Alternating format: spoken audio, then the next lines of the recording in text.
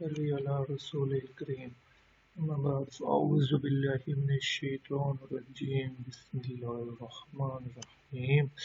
السلام علیکم ورحمۃ اللہ وبرکاتہ میرے پیارے پیارے ویورز، آپ کو محمد رضا کا سلام پہنچے۔ تو ہم لے کے چل رہے تھے تفسیر مفردات القرآن کی کو، اور شروع کی ہوئی تھی ہم نے سورہ فاتح کی آیت نمبر 1 الحمدللہ رب العالمین۔ تو اس کو سٹارٹ کرتے ہیں۔ الحمدللہ رب العالمین، سب تعریفیں اللہ ہی کے لیے ہیں جو رب ہے سب جہانوں کا۔ تو اس کی انٹروڈکشن ویڈیو تو میں بنا چکا ہوں، تو آج ہم اس کے روٹ ورڈز کو شروع کریں گے۔ تو آج ہم پہلا روٹ ورڈ لیں گے، اس کا نا دو روٹ ورڈ لے لیتے ہیں۔ الحمدللہ میں حمد اور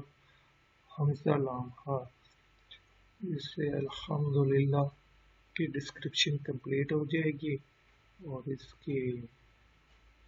انٹروڈکشن ویڈیو میں بتا چکا ہوں کہ اس کے اندر 4 روٹ ورڈ ہیں۔ تو آج ہم ان روٹ ورڈز کو لیتے ہیں، اگلی ویڈیوز میں اگلے روٹ ورڈز رب اور عالم کو لیں گے۔ اس ویڈیو میں سارے ڈسکشن حمد پہ ہوگی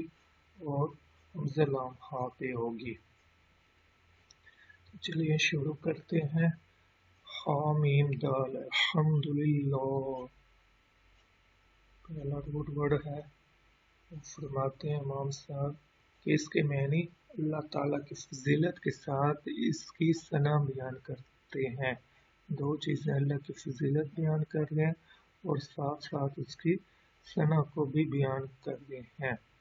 پھر وہ فرماتے ہیں کہ یہ مدح سے خاص ہے، مدح سے خاص ہے اور شکر سے عام ہے۔ وہ مدح اور شکر کی تعریف بھی بیان کریں گے اور حمد کی تعریف بھی بیان کریں گے، ان میں فرق کرنے کے لیے۔ اور حمد کی تعریف تو اوپر آ گئی کہ اللہ تعالیٰ کی فضیلت کے ساتھ اس کی ثنا بیان کرنی ہے۔ مدح ذرا وسیع لفظ ہے، کیونکہ مدح ان افعال پر بھی ہوتی ہے جو انسان سے اختیاری طور پر سرزد ہوتے ہیں، اور ان اوصاف پر بھی جو پیدائشی طور پر اس میں پائے جاتے ہیں۔ مدح ذرا وسیع لفظ ہے، تو جو انسان اختیاری طور پہ کرتا ہے، جیسے وہ خرچ اختیاری طور پہ کرتا ہے، علم حاصل کرتا ہے اختیاری طور پہ کرتا ہے، سخاوت بھی اختیاری طور پہ اس کے اندر ہوتی ہے، اور کچھ اس کے اندر پیدائشی اللہ تعالیٰ نے خصوصیات رکھی ہوتی ہے۔ جیسے کوئی انسان لمبے قد کا ہوتا ہے، کوئی بہت خوبصورت ہوتا ہے، تو یہ پیدائشی خصوصیات، پیدائشی اوصاف بھی ہوتے ہیں۔ ان چیزوں ان کے لیے نا اختیاری طور پر اور پیدائشی طور پر دونوں کے لیے مدح کا لفظ استعمال کیا جاتا ہے۔ چنانچہ وہ فرماتے ہیں جس طرح خرچ کرنے اور علم و سخا پر انسان کی مدح ہوتی ہے، اسی طرح اس کے راضی قد و قامت اور چہرہ کی خوبصورتی پر بھی تعریف کی جاتی ہے۔ اور اوپر والے جو خصوصیات انہوں نے بتائی ہیں، خرچ کرنا، علم، سخاوت، یہ انسان کے اختیاری افعال میں سے ہے۔ اور جو پیدائشی اوصاف ہے جس پہ تعریف ہوتی ہے انسان کی، دراز قد و قامت ہوگی، چہرے کی خوبصورتی ہوگی۔ آگے وہ حمد کے لمیٹیشن بتا رہے ہیں کہ حمد سے بھی فعال اختیاریہ پر ہوتی ہے۔ تعریف ہے اللہ تعالیٰ کی صفت بیان کرنا، اللہ تعالیٰ کی فضیلت بیان کرنا، تو لمیٹیشن فعال اختیاریہ پر ہے۔ جیسے اللہ تعالیٰ نے اپنی رحمت کو اپنے غضب پہ سبقت دے رکھی ہے، تو یہ اللہ تعالیٰ کا فعل اختیاری، اور اللہ تعالیٰ کا ہر فعل اختیاری ہوتا ہے، اضطراری اوصاف تو اس میں پائے ہی نہیں جاتے۔ اور پھر فرماتے ہیں شکر تو صرف کسی کے احسان کی وجہ سے اس کی تعریف کو کہتے ہیں، اور شکر میں احسان کا ایلیمنٹ ہونا لازم ہوتا ہے۔ اس لیے آگے وہ فرماتے ہیں لہذا ہر شکر حمد ہے، مگر ہر حمد شکر نہیں کہلاتی۔ لہذا ہر شکر کیا ہے؟ حمد ہے، مگر ہر حمد شکر نہیں ہوتی۔ ہو سکتا ہے وہ کسی فعل اختیاری کی وجہ سے اس لیے شکر نہیں ہوگی، لیکن اگر کسی احسان کی وجہ سے ہے تو اس شکر کو حمد کہہ دیں گے۔ اور پھر وہ فرماتے ہیں اور ہر حمد مدح ہے مگر ہر مدح حمد نہیں ہے، کیونکہ مدح میں فعل اختیاریہ بھی ہوتی ہے اور اس کے پیدائشی اوصاف بھی ہوتے ہیں، جبکہ حمد صرف فعل اختیاریہ پر ہوتی ہے، اس لیے حمد مدح ہوتی ہے لیکن ہر مدح حمد نہیں ہوتی۔ پھر فرماتے ہیں جس کی تعریف کی جائے اسے محمود کہا جاتا ہے، اور اب وہ نبی کریم صلی اللہ علیہ وسلم کی ذات کے بارے میں، کیونکہ اس میں حامیم دال کا لفظ آ جاتا ہے ورڈ، تو مگر محمد صلی اللہ علیہ وسلم سے اسی کو کہہ سکتے ہیں جو کثرت سے قابل ستائش خصلتیں رکھتا ہو، اور ہمارے نبی کریم صلی اللہ علیہ وسلم ماشاءاللہ بڑی پرفیکٹ شخصیت ہے، ان میں کوئی کمی نہیں ہے۔ تو پھر نیکسٹ فرماتے ہیں نیز جب کوئی شخص محمود ثابت ہو تو اس سے بھی محمود کہہ دیتے ہیں، جب کوئی محمود جو تعریف کے قابل ہوتا ہے تو اس کی صفت ہوتی ہے محمود، یعنی اس کو صفت کے لحاظ سے اس کا محمود کہہ سکتے ہیں، بے شک وہ اس کا نام نہ ہو، اس کا ذاتی نام نہ ہو۔ اور پھر وہ فرماتے ہیں کہ سورہ ہود کی آیت نمبر 73 میں حمید مجید میں کہ وہ سزاوار اللہ تعالیٰ کے بارے میں وہ سزاوار تعریف اور بزرگوار ہے، میں حمید بامانی محمود بھی ہو سکتا ہے، اس میں حمید کے لفظ کو محمود کے معنوں پہ استعمال کرنے کا بتا رہے ہیں امام صاحب۔ اور اچھا یہ ذہن کے بات ہے کہ یہ جب میں اس کو فل اسکرین پہ کرتا ہوں تو یہ الفاظ مٹے ہوئے ہوتے ہیں، لیکن جب بائی ڈیفالٹ اسکرین ہوتی ہے تو اس میں یہ نظر آ رہے ہوتے ہیں الفاظ، یہ الفاظ مٹے ہوئے نہیں ہوتے۔ تو اگر کسی ساتھی کو کوئی ٹپ بتا ہے تو وہ میرے ساتھ شیئر کر لے تاکہ میں اس کو نا مزید بہتر کر لوں، حالانکہ یہ آگے الفاظ لکھے ہوئے ہیں لیکن فل اسکرین پہ نظر نہیں آ رہے ہوتے، تو لازمی اگر کسی کو پتہ ہے تو وہ لازمی کمنٹ میں شیئر کر دے،